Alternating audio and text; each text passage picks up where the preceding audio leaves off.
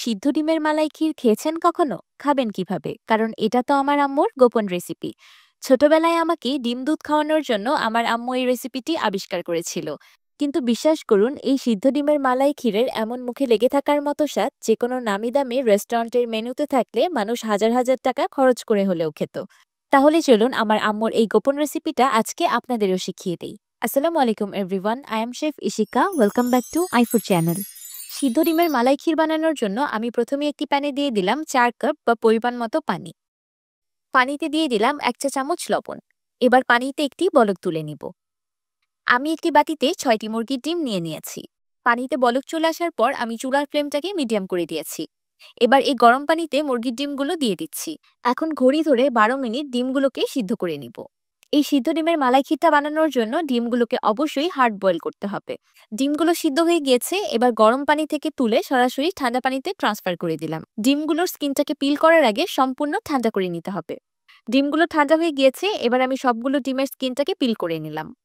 ডিম সিদ্ধ করতে কম বেশি সবাই পারেন, তারপরও আমি আজকে যে পদ্ধতিতে ডিম সিদ্ধ করে দেখালাম এই পদ্ধতিটা অবলম্বন করলে ডিমের খোসা ছাড়ানোর সময় একটা ডিমও নষ্ট হবে না। দেখতেই পাচ্ছেন, একটি ডিমও নষ্ট হয়নি, প্রত্যেকটি ডিমের স্কিন একদম স্মুথ আছে। এখন আমি ডিমের সাদা অংশ আর কুসুমগুলোকে আলাদা করে নেব।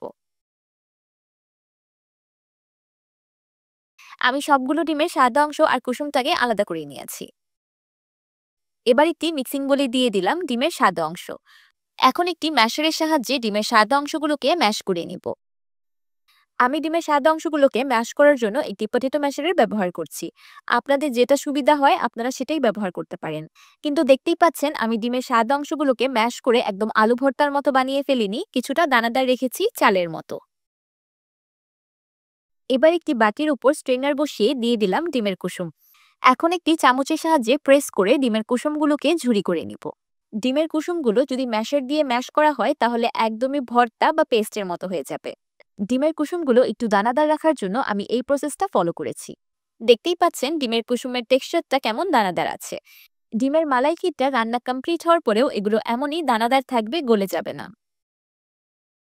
এবার একটি প্যানে দিয়ে দিলাম 1 লিটার ফুল ক্রিম লিকুইড দুধ। এবার নেড়ে চেড়ে দুধটাকে হালকা কুসুম গরম করে নিব।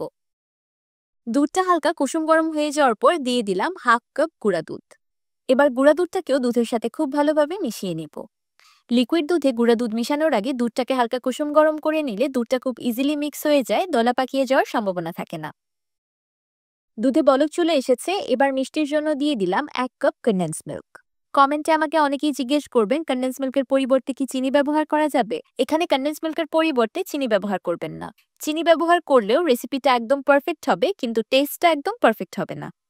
কনডেন্স মিল্ক দুধের সাথে খুব ভালোভাবে মিশিয়ে নেওয়ার পর দিয়ে দিচ্ছি আগে থেকে ম্যাশ করে রাখা ডিমের সাদা অংশ। এবার ডিমের সাদা অংশটাকে দুধের সাথে 2-3 মিনিটের মতো রান্না করে নিব। অনেকেই ভিউয়ের আশায় হাবিজাবি রেসিপি দিয়ে থাকেন, কিন্তু এটাকে সেই ধরনের রেসিপি ভেবে ভুল করবেন না। আমার কথায় বিশ্বাস করে জাস্ট একবার এই সিদ্ধ ডিমের মালাই ক্ষীরটা বানিয়ে খাবেন, কথা দিচ্ছি বারবার বানিয়ে খেতে বাধ্য হবেন।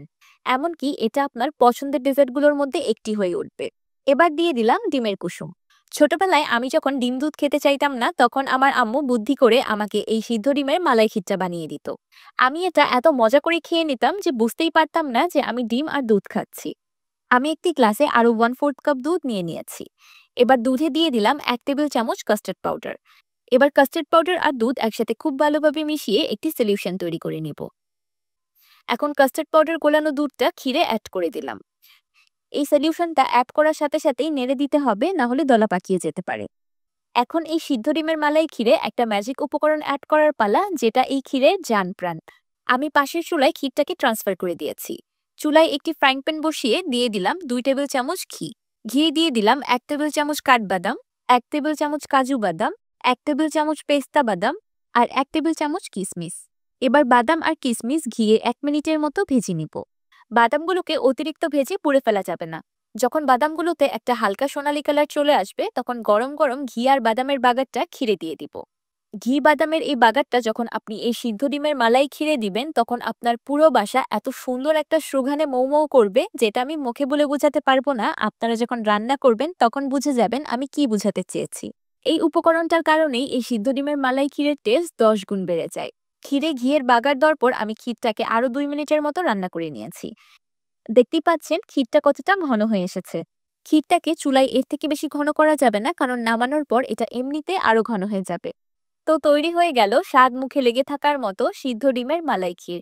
এবার আমি আপনাদেরকে পরিবেশন করে দেখাচ্ছি। এই মালাই ক্ষীরটা খাওয়ার সময় যদি কেউ বুঝতে পারে এটা সিদ্ধ ডিম দিয়ে তৈরি, তাহলে পয়সা ফেরত।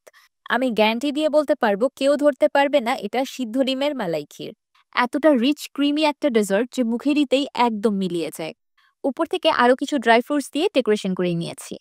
যাদের বাসায় ছোট্ট সোনামণিরা ডিম দুধ খেতে চায় না, তারা এই ডেজার্টটা বানিয়ে তাদের খুব সহজে খাইয়ে দিতে পারবেন। এই একটি ডেজার্টে ডিম, দুধ, বাদাম, ঘি সবকিছুর পুষ্টি একসাথে পাবেন।